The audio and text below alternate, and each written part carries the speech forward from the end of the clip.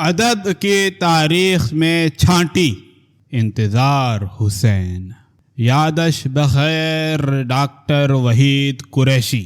کل پرسوں میں ہم نے ان کا ایک انٹرویو پڑھا، اس وقت سے بہت بے کلی ہے، جی چاہتا ہے ان کا مصرع اٹھایا جائے۔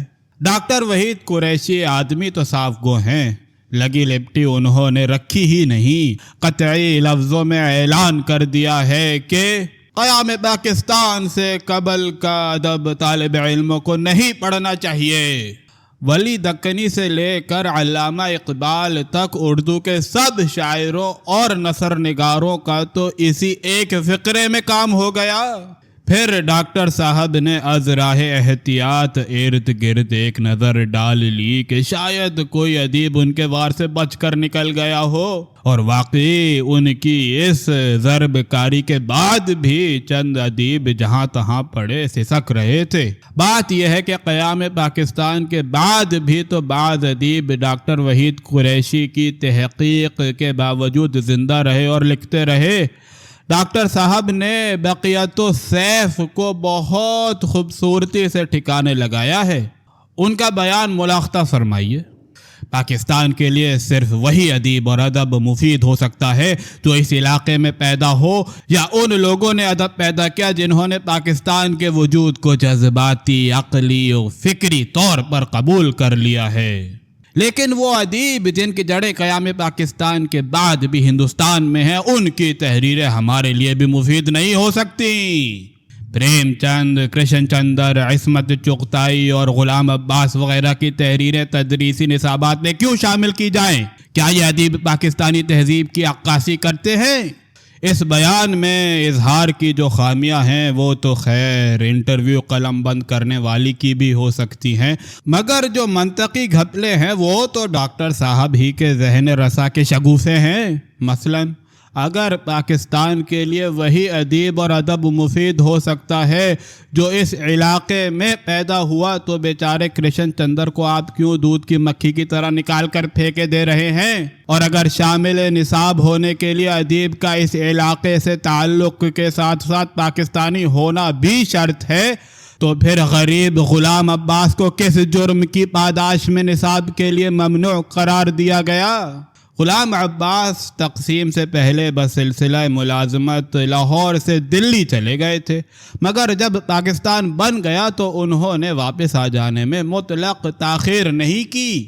پھر ان 24 برسوں میں انہوں نے افسانے بھی اچھی خاصی تعداد میں لکھے، مگر کیا غلام عباس کا یہ جرم کم ہے کہ انہوں نے اپنا نامی گرامی افسانہ آنندی متحدہ ہندوستان ہی کے زمانے میں لکھ ڈالا؟ کیا وہ اس افسانے کو پاکستان کے قیام تک کے لیے ملتوی نہیں کر سکتے تھے؟ ڈاکٹر وحید قریشی نے اچھا کیا کہ اس بے صبر افسانہ نگار کو نصاب کے لیے ممنوع قرار دیا۔ غلام عباس کے بعد جو وغیرہ آیا ہے اسے بھی آپ معمولی وغیرہ وغیرہ نہ سمجھیں۔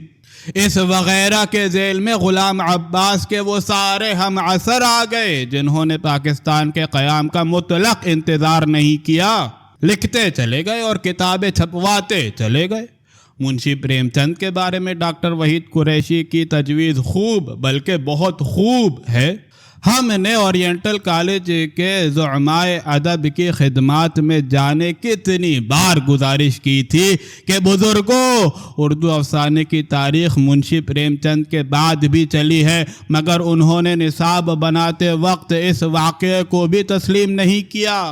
اب یکا یک ڈاکٹر وحید قریشی نے جھرجھری لی ہے، مگر تلافی بھی جو کی ظالم نے کیا کی۔ لکھتے ہیں کہ پریم چند کو نصاب میں شامل ہی نہیں ہونا چاہیے۔ چلیے، پریم چند کو ڈاکٹر صاحب نے نصاب سے خارج کر دیا، مگر ڈاکٹر صاحب کو پتا ہے کہ ان کے شاگرد کتنے نافرما بردار ہیں۔ اگر انہوں نے نصاب کی مقدس حدود سے تجاوز کر کے پریم چند کے افسانے پڑھ لیے تو پھر کیا ہوگا؟ کیا ایسا انتظام نہیں ہو سکتا کہ پریم چند کے نام ہی کا انہیں پتہ نہ چلنے پائے؟ آخر نصاب میں اردو افسانے کی تاریخ تو شامل ہوگی۔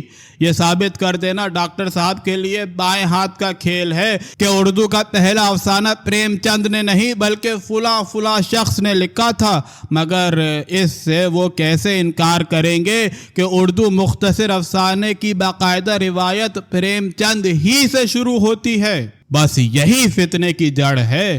شاگرد پوچھے گا کہ پریم چند کون تھے؟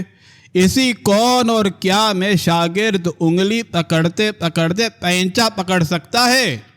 پھر پریم چند سے بھی کچھ بڑے بڑے بیٹے ہیں۔ مثلا ایک ہندو پنڈت رتن ناتھ نام کا گزرا ہے، جس کے فسانہ آزاد کو اردو فکشن کا کوئی طالب علم نظر انداز کرنے کی جسارت نہیں کر سکتا۔ شاعری کا دامن بھی ایسا پاک نہیں۔ آخر مثنوی گلزار نسیم کے تذکرے کو مثنویوں کے تذکرے سے کیسے خارج کیا جائے گا؟ ڈاکٹر وحید قریشی صاحب، کیا یہ ممکن نہیں ہے کہ اردو ادب کی تاریخ کا ایک ایکسپرگیٹڈ ایڈیشن تیار کیا جائے، جہاں جہاں رتن ناتھ سرشار، پریم چند اور دوسرے ایسے ناپسندیدہ نام آئے وہاں نقطے ڈال دیے جائیں؟ اصل میں یہ سارے سوالات اس لیے پیدا ہوئے کہ ڈاکٹر صاحب ایک قطعی بات کہہ کر اگر مگر کے جھمیلے میں پھنس گئے۔ انہوں نے ایک سیدھی سی بات کہہ دی تھی کہ قیام پاکستان سے قبل کا ادب طالب علموں کو نہیں پڑھنا چاہیے۔ کیوں نہیں پڑھنا چاہیے؟